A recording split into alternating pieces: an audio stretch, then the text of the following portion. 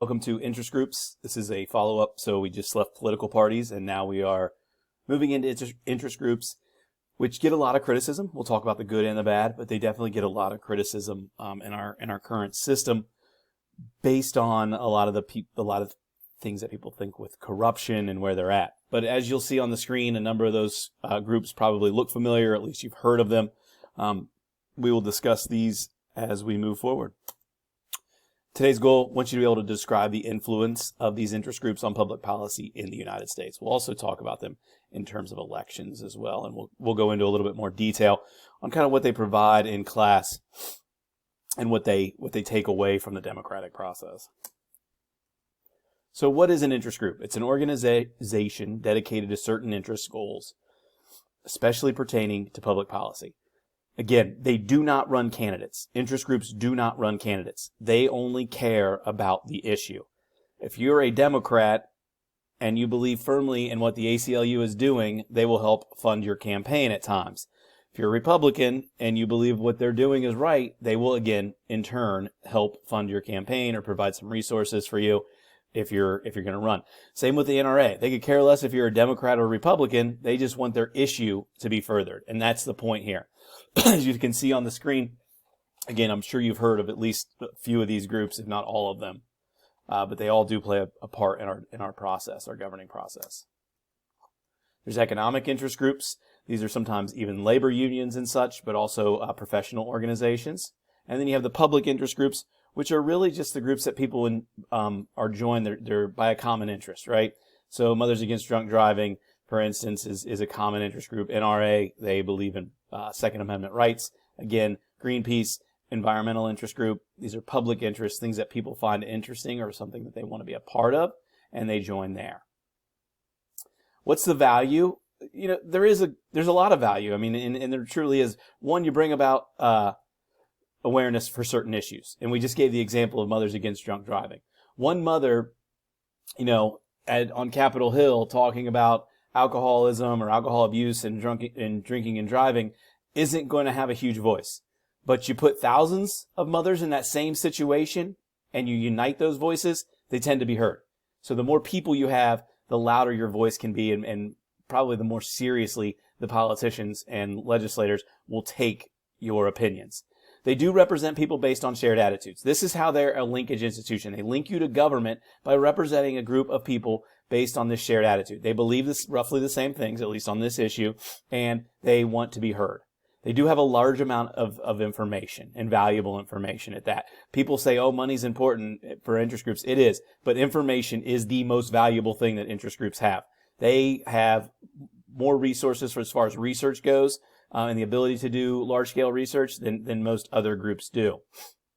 Again, number 4, much like number 2 there, serve as a means for people to participate. Again, think linkage institution. 5, they do check government. They keep a watchful eye, and they do expose any wrongdoing or misuse of funds by the government, and they're pretty vocal about that as well. And 6, competition between these groups does ensure that there are limits on interest groups. You have National Right to Life, and you have Planned Parenthood, both very different sides of the abortion issue. They keep limits on one another with a check and balance on that issue. Some of the negatives: 1, they might have too much influence. They might have too much influence partly because of part 2. It's difficult to determine how many people these interest groups actually represent. They might say, hey, we have 1 million people on our distribution list, our email distribution list, so we have 1 million members. Well, again, that email distribution list could be formulated from something where they were doing a giveaway at a fair or a local trade show, and people signed up because they wanted a free hat or free beach ball or something. So it's difficult to determine how many members they actually have. Are these paying members? Some groups do have membership fees. Others just do it based on a shared interest. They don't always represent the views of those they claim. Again, and we'll see this in a thing about NRA membership, and the NRA doesn't want to see any background checks on firearm sales. Yet a good chunk of their membership actually does want to see some sort of background check. They don't want it to be, too invasive, but a good chunk of this subset of these members do want to see some. So do they represent the views they claim? Maybe not 100%. They're in line, but they don't necessarily represent it 100%. And use a legal practice to achieve ends. It's true. I mean, bribery is certainly a big issue in every political system. Sometimes that is illegal. Obviously bribing is illegal. Some of their activities, interest groups, can tend to be illegal, and they still do it, of course, because they can and it's effective. It's not something they would certainly pride themselves on. You're not going to expose yourself on it, but it could happen that they've done things and they're like, oh, that actually probably was illegal, and just not report it. It's up in the air how often this happens, because again, it goes undetected most of the time. But again, they have been accused of this, and it's something that has been a useful tool. So lobbying. How do interest groups influence government? How do they do it? One is lobbying. This is meeting with policymakers to suggest legislation and provide information. They call this lobbying because before House members and senators lived in D.C. or had a residence in D.C., they would stay in hotels or these guest houses. And a lot of these people, these interest group people, the ones that had influence and information, would meet these representatives or senators in the lobby and talk to them about it and ride up in the elevator with them. This is why we call this lobbying, because they would actually meet in the lobby. What do? They do testify before Congress. This is a key thing that they offer to legislators, and a service basically, that they provide information to policymakers about these issues. Sometimes it could be, the tobacco lobby is very influential. The alcohol lobby, again, very influential. And the casino lobby is also, again, incredibly influential and has a lot of money. They testify before Congress about what they're doing. Then you get the other side, and they often are given a chance to testify as well. Information is, without question, their most powerful tool. I'm going to show you this video in class. We're not going to watch it here, but I'm going to show it to you in class about Grover Norquist.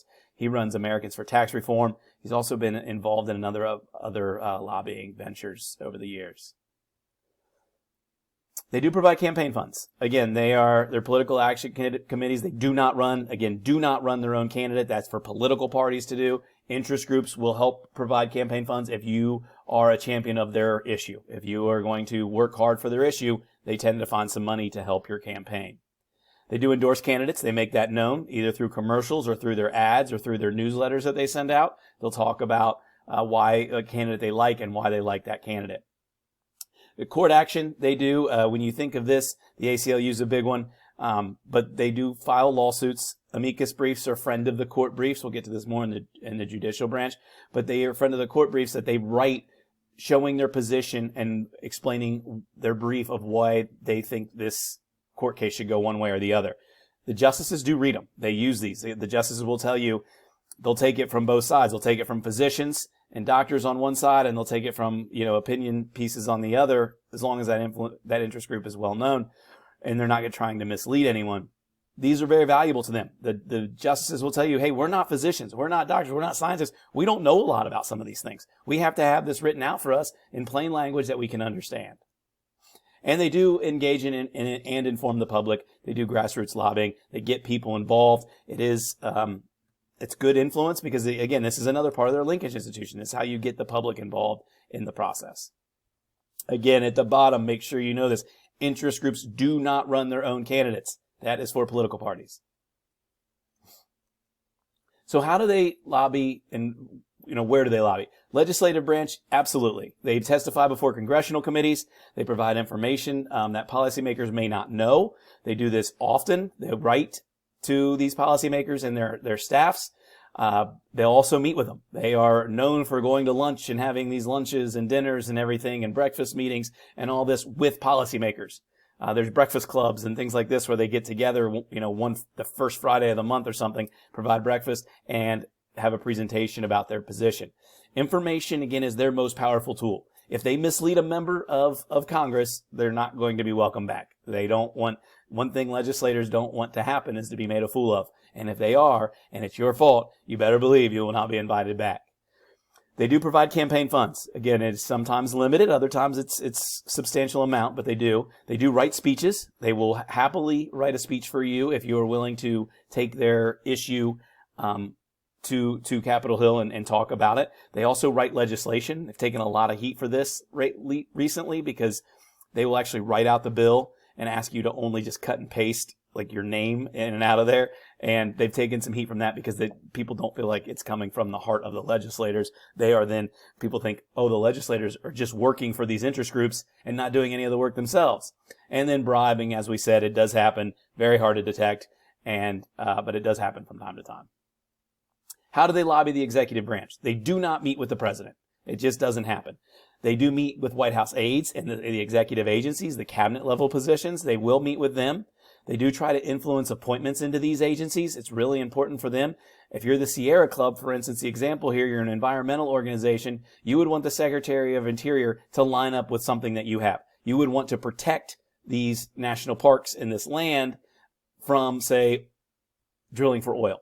So that's an example of why you want to influence these positions and why you would want to be involved in this process. So they do not meet with the president. President does not have time to meet with interest groups. Just not going to happen.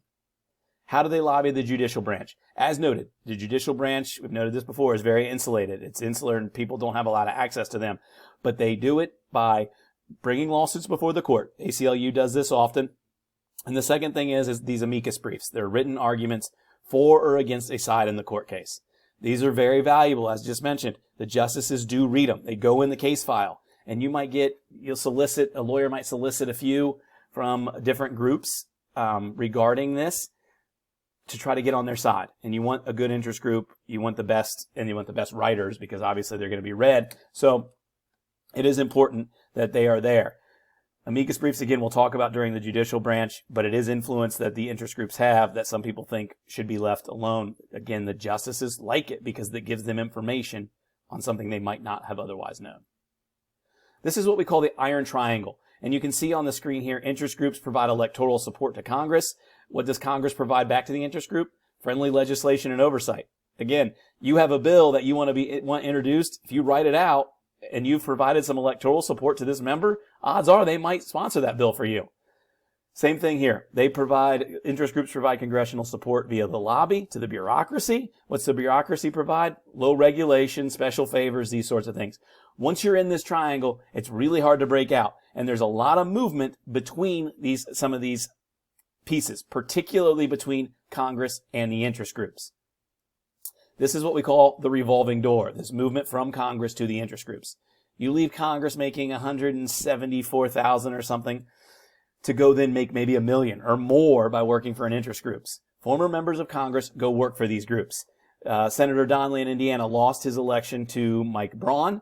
He then joined a law firm specializing in lobbying called the Aiken Group. It's a very powerful lobbying group, and he went there to work for them. There are rules on this, and you have to wait a year before you can actually lobby, but you don't have to wait a year to take a paycheck. You just can't do the actual lobbying. There are no rules that place restricting on interest groups. There is a time frame. That's it.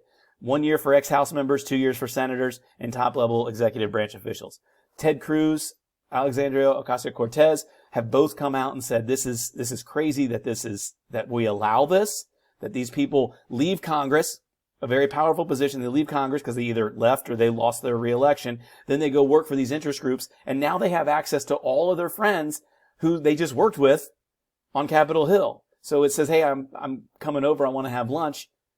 Sure, why not? We've been buddies forever. So they have pretty, almost unlimited access to a number of these legislators, which is cause for concern for some of our sitting legislators. The interest group's power is, again, in who they know and how much money they spend it and spending it the right way. But research and the ability to convey their opinions is certainly very important to them. We will watch, again, another clip here on the revolving door. As always, any questions, let me know, and I will be happy to answer them. Hope you got some information here that helps you for your test. See ya.